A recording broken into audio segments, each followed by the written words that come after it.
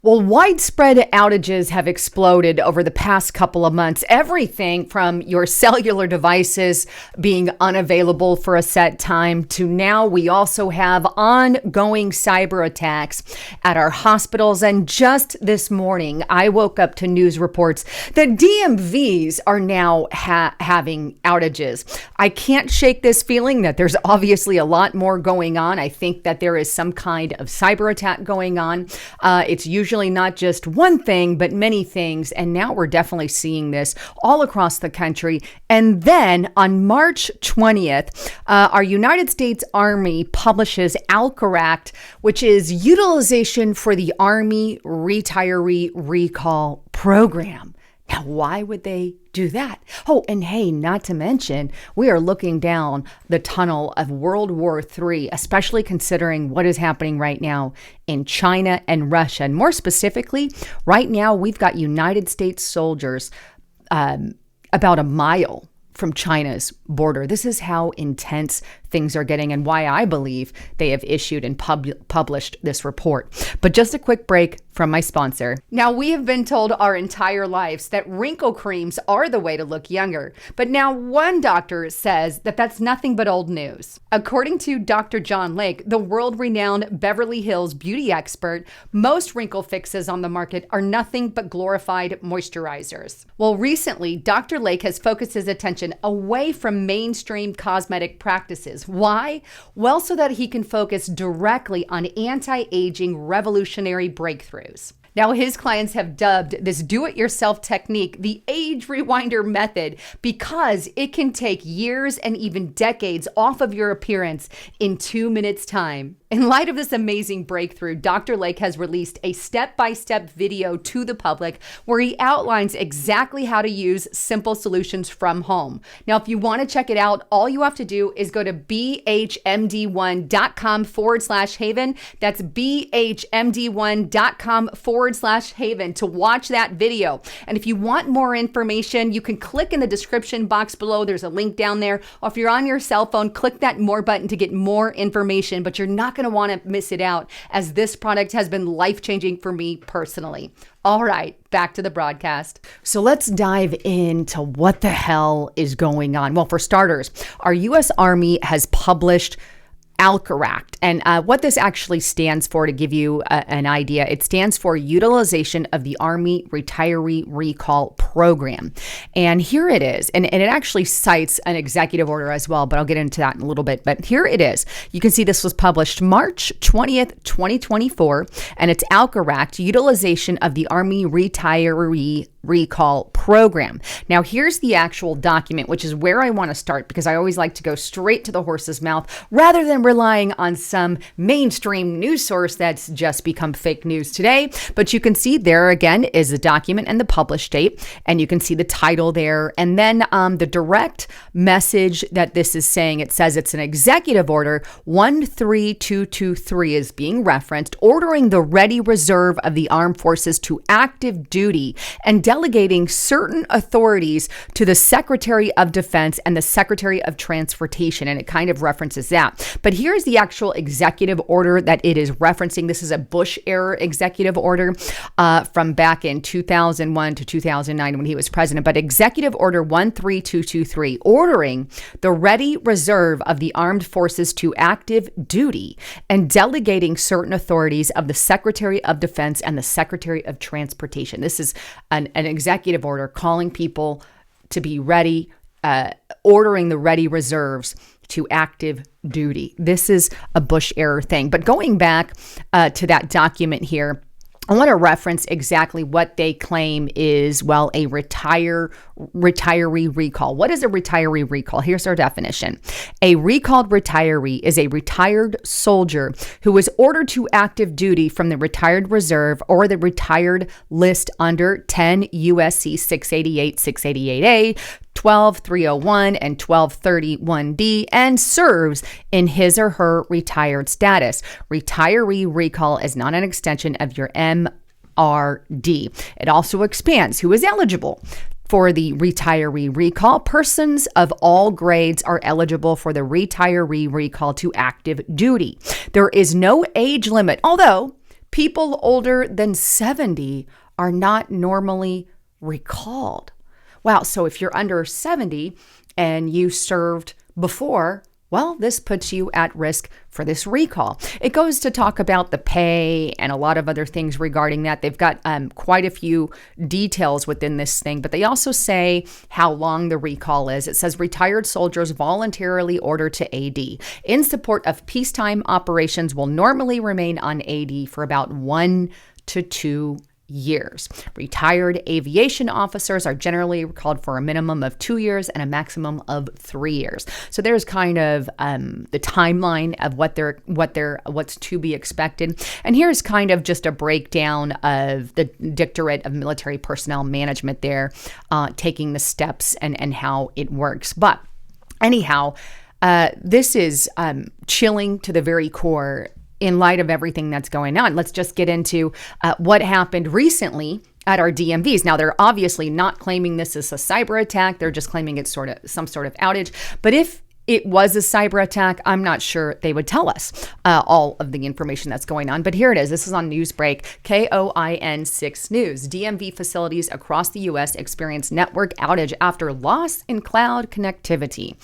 It says DMV facilities across the country experienced a network outage Tuesday following a loss in cloud connectivity, according to the American Association of Motor Vehicle Administration. Now, transportation agencies across the country began reporting outages at the DMV centers on Thursday morning in the states including Arkansas, Massachusetts, North Carolina, and Virginia, confirming trouble with their systems. Now, obviously, it could very well be a system outage, but my question is how did the system outage happen? Could they have been hacked? Speaking of hacking, they've actually admitted that there are hackers attacking our health industry, and this is still ongoing, by the way. This report was as of a day ago that you're seeing here, and this is on KVVU, Las Vegas. Change healthcare cyber attacks affecting 74% of patient care, reports says. And here we have another one. This is in Massachusetts. I-Team, how the Change healthcare cyber attack is impacting Massachusetts. That was about 20 hours ago. And then we have Indianapolis here. Healthcare data breaches increasingly sharply. And you can see Indianapolis, meaning they're still having these breaches and they're still having issues there. Not to mention, back in February, we had massive outages of our cell phones, not just AT&T. AT&T was the biggest one, by the way, but this is AT&T says service has been restored after massive nationwide outage. Authorities are investigating. They still haven't really put their thumb on what that is. They're trying to blame some kind of service outage. I think it was a cyber attack. That's my personal opinion, obviously, but it wasn't just affecting AT&T. It affected Verizon, it affected T-Mobile. It affected a lot of different, I believe it was T-Mobile, but it also affected Starlink, and so, and Google Fiber. So all of these separate companies were affected by that massive outage that a lot of us woke up to at 1 o'clock in the morning. And by the way, our Congress was handed out satellite phones about a year or so prior to that happening. And here's just a reminder on our United States Department of Homeland Security website, satellite mobile phones. These were given out to, a lot of our congressional leaders, by the way. So all of that put together, and it's just like, is there more going on? And I don't think that they would actually tell us if there were all these cyber attacks, because that could spark a war, right? I don't want a war. Speaking of war, things are getting bad when it comes to Russia and China. And I want to show you what's going on with Russia first.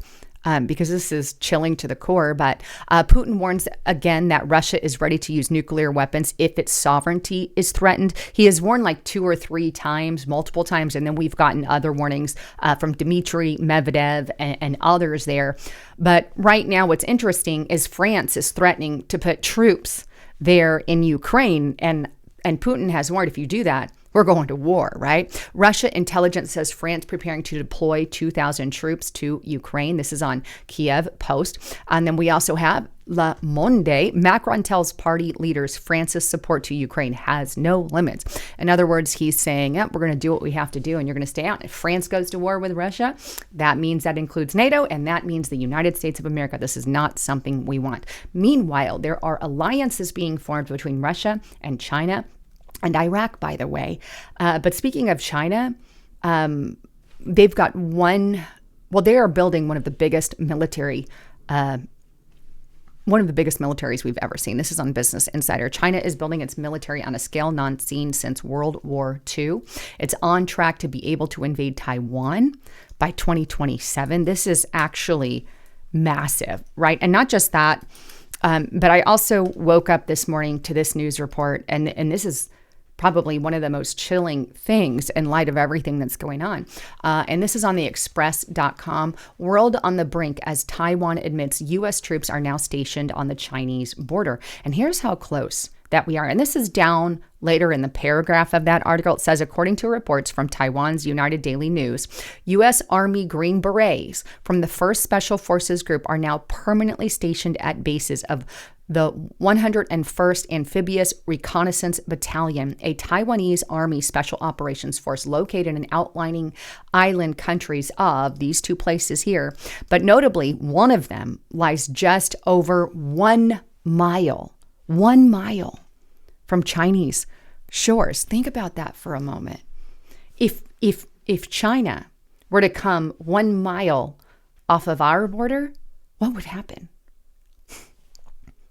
And when you take that in consideration with this announcement that was published, right? The ALCRACT, ALARACT, I believe that's how you pronounce it. Utilization of the Army Retiree Recall Program that references recalling retirees. Published, it's out there, it's ready as of March 20th. We have cyber attacks happening in the country, and two of the biggest cyber attack countries against the United States of America are both Russia and China. And now we're looking down the barrel of potential war with China. It's not a good thing. This is what happens when you have idiots in charge of the country who aren't really there. But speaking of that, if you really want to know what's going on, I want to encourage you, get to restrictedrepublic.com. I created this in light of all the censorship because they want us gone. They don't like us telling you the truth of what's going on. They want to keep everything under the rug and in silence, and that is not what we do at Restricted Republic. You're not getting the full story here. And if I try, stuff gets removed. That's the way it is. But if you get to restrictedrepublic.com, you'll get the real news. And right now, you can get it way less than a cup of coffee. You can get it for $3.99 per month for the first 2 years that you have it. Use the coupon code RR4. That's RR and the number 4, and you'll get it for that. And by the way, I've got some major reports coming out today that you're going to want to hear on Restricted Republic. Anyhow, I love all of you. Thanks again for tuning in. I'm Lisa Haven, signing out.